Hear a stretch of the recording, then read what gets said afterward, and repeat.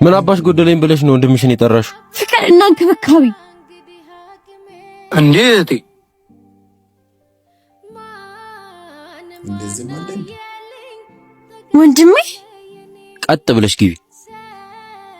ቆይ ምን ሆነሽ ነው የምታለቅሽው? ምንም አልሆንኩም። ቆይ አንተ ምን አድርገሃል? ምን አገባ? ሚስቴ እኮ ነች። የፈለኩትን ማድረግ ይችላል። እህቴን የሰጠውን ልክ እንደ ንግስት እንድታኖራት እንጂ እንድትጠፈጥፋት አይደለም። እሺ ለምን እንደሰጠኝማ አትርሳ። እሱን ማስታወስ አይጠበቅብህም።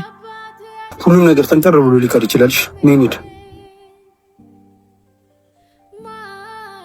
ወንድም ያልሽ ለምን ችግሮቻችንን ለመፍታት አይደለም መመታት ምንም አድርጋለሁ።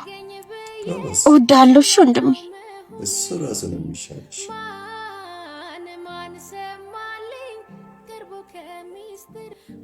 ጎበዝ የሚያዋጣሽን ታውቂያለሽ። በጣም ነው የምጠላህ።